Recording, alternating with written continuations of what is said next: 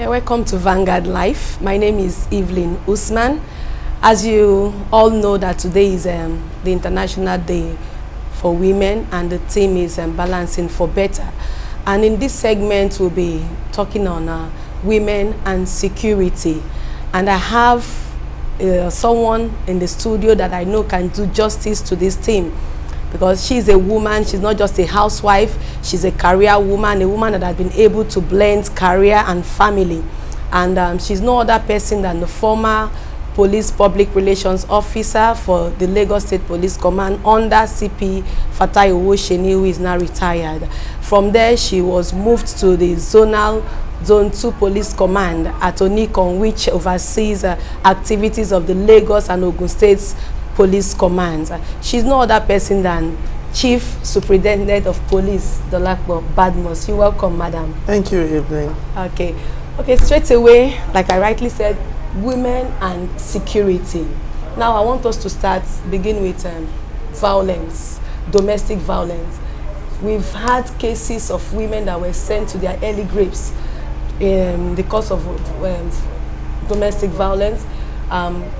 I discover, because of what I do, I discover that most women prefer keeping silent until they go down the grave. So at what point should a woman cry out? Well, thank you very much. Like you have said, that some women have actually lost their life in enduring domestic violence or sexual violence. I want to let you know that there is no any single human being that wants to endure violence. Well, the reason why a woman will endure violence is because of one, insecurity. And when I'm talking about insecurity, that means, you know, financial capability, you know, no job, and then they just felt I have nowhere to go, then I have to remain in this, because nobody wants to endure, you know, violence. So basically, the reason most women can speak out is because when they look at their family background, maybe they are probably the best due to the marriage, and probably when they leave, they don't even have anywhere to go. That's the first thing I describe as insecurity. The secondly is societal pressure. Okay. You know, I want to remain married because a lot of people are married, and they've made me to believe that if I'm not married, then I can't achieve. And then if I'm a divorcee, then that means any good thing cannot come to me. So that's another reason why women are enduring. And I mean, the third one is what I would describe as religious pressure. Okay. You know, most clerics, whether Muslim or Christian, we always tell you that endure. You know, you don't have to divorce because it's not acceptable in the holy books, and so you need to, you know, you need to stay. But I might say that in all of this, there is something called separation. For every woman that is going through violence in marriage, you should separate. And the good thing is that we have so many hands that are willing to help right now, unlike before that it's to your tent, oh Israel. But I want women to know that right now there are so many helps you can get. So what are these help? How do they get this okay help? Like, let me restrict it to Lagos State Command, where you know, I'm overseeing as PRO. In Lagos State, I know there are so many non-governmental organizations that have actually come up, you know, to help. But I must sincerely let you know that through the office of the state governor, that is State Government Judiciary, have a department we call Domestic and Sexual Violence Response Team. Okay. To which these people, what they do basically is come to the rescue of women and children that they are going through domestic and sexual violence. And when you reach out to them, you just press *6280#. Please repeat the number again. *6280#. *6280#. It will take you to the helpline. Okay. And then when you get to the helpline, you discuss with them. They don't only come to your rescue if you're financially insecure. They also offer help. Okay. They give you training, and also the Nigerian police force. We have almost like 14 divisions in Lagos State, because we've been having complaints of when women run to police stations, they tell them that it's a family affair, you need to stay with your husband, you know. So to get a departure from the old ways of doing things, the police in Lagos have been able to register family support units in about 14 divisions zoned all over Lagos. And then if you want me to mention the name of the divisions, I will rightly talk about the division. Okay, maybe we'll mention that. We'll just scroll it in the course of. Okay, you mentioned the very vital point that one of the reasons why women endure is because they don't really know where to go to if the man eventually asks them to pack. You talked about financial security, which you mentioned as one of the state of insecurity in women. So there are some women who feel, being a housewife, whether their husbands are rich or not. Are you also in that school of thought that says a woman should just be a full-time housewife without doing anything? Could you just share more light on that to know if it's been just a full-time housewife part of insecurity? Well, you've rightly, you see some men say, I don't want my wife to work. I just want my wife to sit and take care of the kids. I will go out and do the work. And there are some men that are actually, filling in the gap, like they are up to the task. But there are some men that they just want to render you, some men believe that when you work, then you have power. That's security for you, and because they want to enslave you, so stylishly they come with the issue of you have to take care of the child, and then you have to sit at the home front. And then because I do mentor the young ones a lot, I tell them that you should look at the end from the beginning. They would always tell you that love is blind, but marriage is an eye-opener.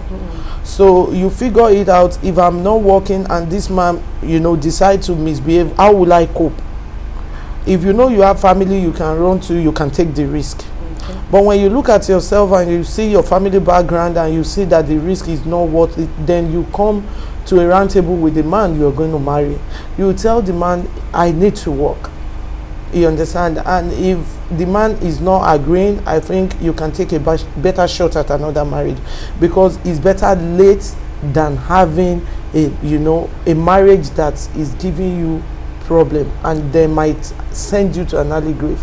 It's not worth it. It's better you wait and get a better option. Nobody will advise anybody to go and get into the one that will send you to early grave. But I think as women, you don't need to go to office. It's quite good right now, because you can sit down in your home and make millions of money, because all you need to do is to get the device, these smart devices, and then you do your business. You can venture into that. While you are doing all of that, you can still take care of your children. So I mean, there is nobody that should boast our chest and say, I want to be a complete full housewife. Okay, thank you so much for that clarification. I would also like you to share to address this issue, because election is just tomorrow here, and in Lagos particularly, we've had threats on a particular ethnic group that they should not come out to vote for a particular political party. And most of these women, most of them have husbands, and for some men that will say they really want to do what they want to do.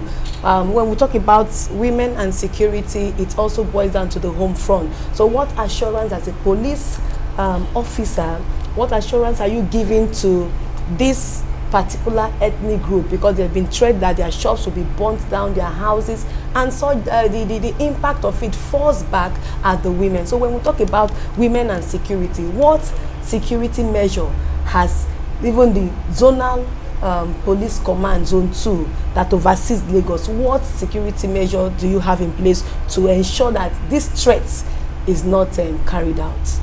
Well, let me start by saying, if you are a Nigerian, that means if you are a citizen of Nigeria, either by birth, by naturalization, any other way that the Constitution has prescribed that you can be a citizen. I want each and every one of us to know that anywhere within the confines of Nigeria, you can live, and then you can perform your legal duties and obligations. The land belongs to all of us. Anywhere within Nigeria that you find yourself as a Nigerian, you treat the place as your home. So to correct that, in the first instance, nobody is going to attack any particular ethnic group. I must say that yes, we've been hearing the rumors that some people have been under threat, or there have been allegations and counter allegations. But what we want to say is that according to Constitution of Nigeria, if you are in Nigeria, you have right to live in anywhere within the country as long as you are living there legitimately. And secondly, well, I need to let you know that the police is up to the task. What we witnessed the last election, that unfortunate incident at Okota, I must sincerely let you know that it will not repeat itself, because the hierarchy of the police have gone into several meetings, even with the head of ethnic groups within Lagos, and to bring them together and talk to them to ensure that peace reigns. So with all the efforts, that the moral efforts, the legal efforts that the police have put in place and have done, I'm so optimistic that tomorrow will be fair enough. The AIG in charge of Zone 2, AIG Lawa, will be on ground. We have mobilized enough men to forestall any breakdown of law and order. So with every operational strategies put on ground, I'm of the opinion that it will be peaceful tomorrow. It will be peaceful. Okay, thank you. I would also like you to talk on issues where we have fathers sexually molesting their girl child. And it baffles me that you find mothers, they'll keep sealed lips. Maybe they say they don't want scandal, they don't want stigma on them, on the child, or even on the family in general. So what advice do you have for such women? Is it right? It still boils down to insecurity we are talking about. No mother will see the husband molesting her own child, their own child. I will want to keep quiet. But when they look front and back because they don't have where to go in case it boomerang, they need to keep quiet. We witnessed that in Lagos State Command. I am sure you should have covered that. A 13-year-old girl that the father was having carnal knowledge of, and even giving her medication to ensure that she wasn't pregnant. And the uncle, who is the mother's younger brother, the girl confided, because she told the mother said keep quiet, and then she confided in the uncle, and the uncle looked for an NGO that invariably reported to the police. And surprisingly, the mom attacked the brother. That's why do you want to destroy my family and every other thing, until we decide to go for her, that she also is part of the thing. And you know how it all ended. It's alarming and it's appalling that such will be happening. But what we need to know, that's why we are engaging the younger ones through school. We go to school, we talk to them, we take away their fears. If you are talking to your mom and your mom is not having a listening ear, we are also teaching them on how to reach out, to non-governmental organizations, and also the Nigerian police force, to ensure that is stopped. So we are on it. Okay, quickly, because I'm being signaled that our time is almost up, I would like you to just clarify this issue. There was a report, I think either today or yesterday, in the papers, that a little child that was sexually molested was brought to Zone 2, where you are the PRO, and that a police officer, a female at that, said it was that she inserted her finger into the girl's private part, and said she gave her own side, and the report said it's not right, that it wasn't right for that police officer. Could you just please clarify this, and what has the zone done? Well, we need to let you know that people just cry foul when there is not, especially when people want them to be viewed as if they are doing the job, when actually they are not. In order to self-aggrandizement, to make people feel, oh, you are working, they blow things out of proportion, and they also say what did not happen. Zone 2, very soon we have a family support unit which we are working on, and the state government has written to Zone 2 command. Whoever has started that started a lie, and it will continue to be a lie, and it's fallacious, and it will be a fallacy to the end. And the case is under investigation. There are medical reports issued, and at the end of the day, justice will be served. That I would let people know, and they should be rest assured. But in the process, whoever has raised that has raised a lie, and it remains a lie. Okay, and again, I want you, the theme of this year's Women's International Women's Day is Balance for Better. You are a policewoman, you are a married woman, you have children, you have your family. So how has it been? Are there challenges? And secondly, you don't get to see women in the, particularly in the military, you don't get to see women. Women see this uniform as a man's work. So what is your advice to them, and how have you been able to actually balance your home and your career? Okay, well, let me first start by saying for every woman in security, on security duty, I give kudos to them, because it's not a child's play. It's very tasking. The challenges are enormous, and for you to rise, that means you need to do a lot, not only in talking, but in showing yourself approvable, because nobody is going to give you any chance, because you are not a man. So I give kudos to every police woman, every military, female officers rising on the job. And like you said, balancing with home front is very tasking, and it's very challenging, and it's going to come with a lot of sacrifice. Yeah. Sacrifice is the sense that you need to subdue your own interests, self-interests, in order to balance the home front.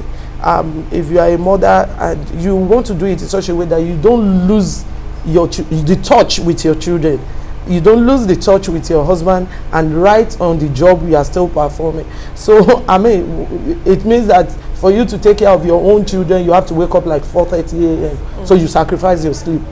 You know what that means. And then if you like Owambe, enjoyment, you sacrifice it so that by weekend you'll be at home with the kids. So you make a lot of sacrifice, and that's why I tell women out there, it's not easy, it's challenging, but with self-determination you will achieve it. Okay, your last message to women out there in commemoration of today's International Women's Day, Balance for Better.